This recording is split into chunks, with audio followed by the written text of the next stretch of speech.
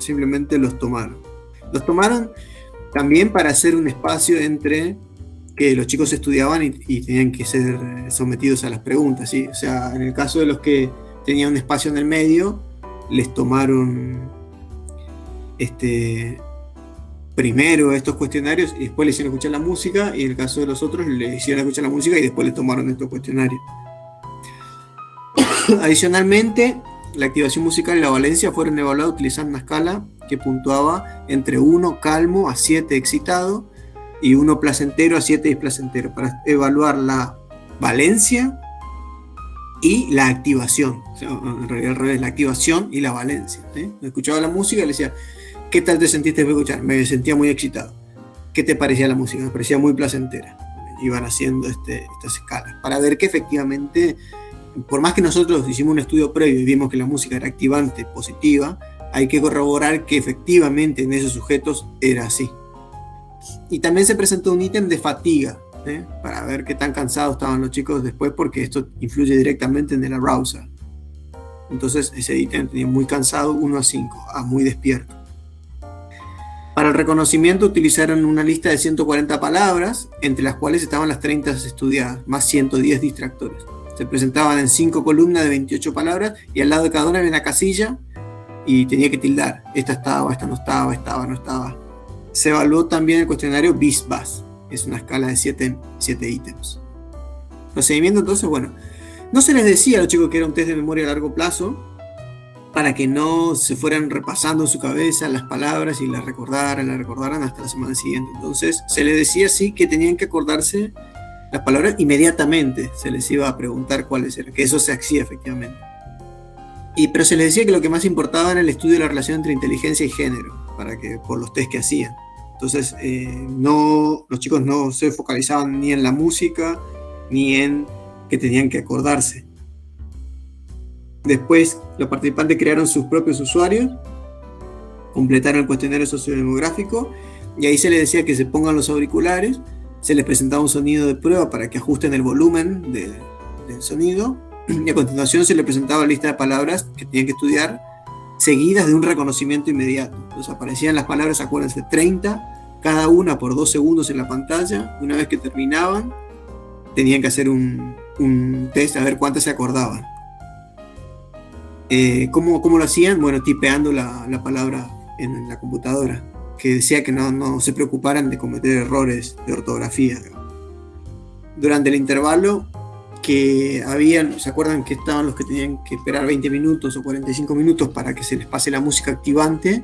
Durante ese intervalo se les hacía completar los cuestionarios y después de la música se completaban los cuestionarios de arousal, likability, valencia y nivel de fatiga.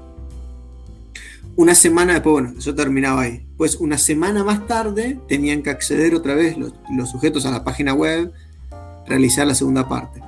Se les presentaba el test de memoria a largo plazo, sorpresivamente, porque ellos no sabían qué era lo que iba a pasar. Entonces entraban y ahí de sorpresa, de prepo, digamos, le decían, bueno, ahora te acordabas que estudiaste unas palabras, bueno, ¿cuáles eran? Y los chicos sin saber que eso iba a pasar, tenían que hacerlo. De hecho, el paper dice que después al final se les explicaba por qué los engañaron. Dice, inform of the reason of the use of mild deception. Le informamos por qué lo habíamos decepcionado moderadamente, ¿no? Mintiéndole, digamos, no diciéndole que tenían que hacer un test de memoria.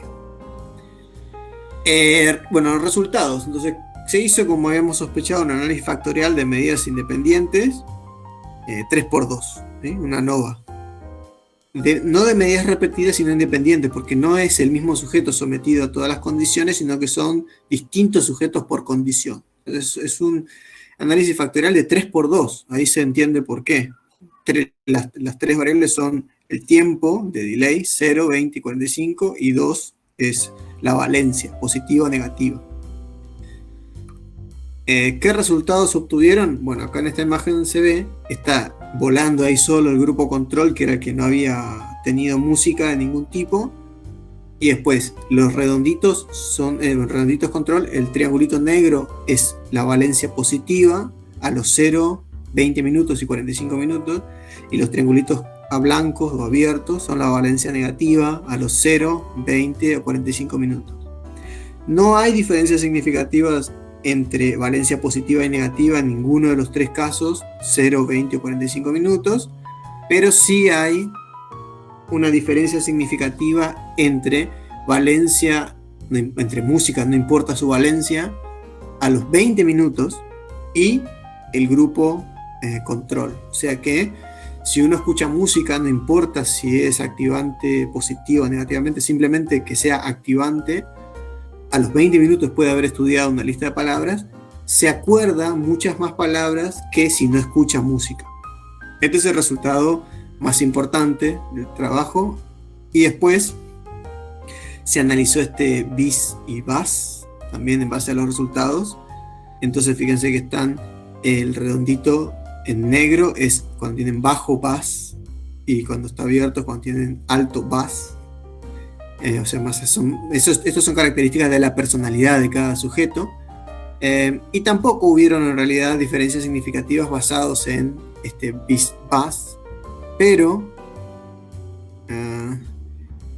esta tabla es otra cosa, que muestra las desviaciones estándar para el estado de ánimo inicial, el arousal inicial y los niveles de fatiga. Estas fueron otras variables que consideraron, pero que finalmente no arrojaron diferencias significativas. Bien, entonces, se hicieron, respecto de la manipulación musical, que se utilizó la escala Music Arousal Rating, hubo diferencia significativa en cuanto a la música positiva respecto a la neutra. Los cuestionarios BIS-BAS, como vimos antes, solo se encontró una correlación positiva entre la memoria a largo plazo y la escala BAS, los que puntuaban alto en la escala BAS, con lo cual el 6,25 de la variación de los resultados de memoria pueden ser explicados por la variable BAS. Y no hubo diferencias significativas en los niveles de BAS entre las condiciones. Pasamos entonces al último punto, que es la discusión. Entonces, el propósito de este trabajo era examinar los efectos temporales de la activación positiva o negativa con música en la memoria a largo plazo. Los efectos moderados de la predisposición bis y bas conformaron un segundo nivel de análisis, una variable importante.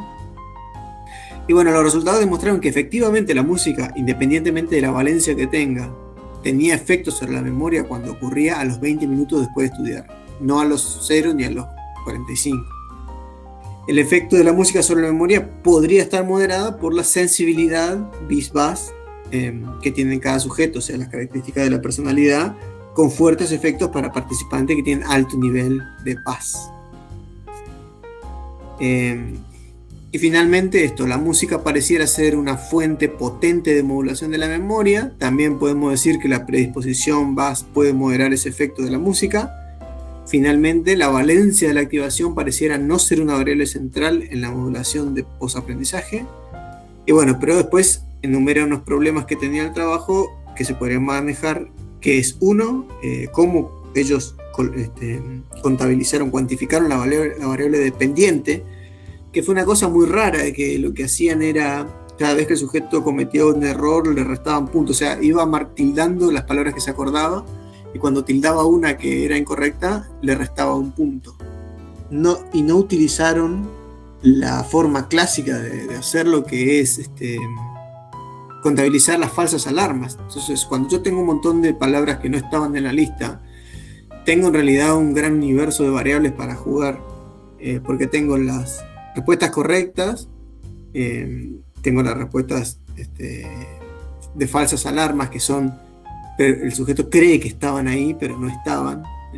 Y normalmente se suele hacer una resta entre esas dos al final y sacar un porcentaje final, pero estos no hicieron eso, no sé por qué. Y como no lo hicieron de esa forma, se ve que el evaluador los criticó y de alguna manera zafaron en la justificación, pero lo tuvieron que mencionar como un punto débil del trabajo.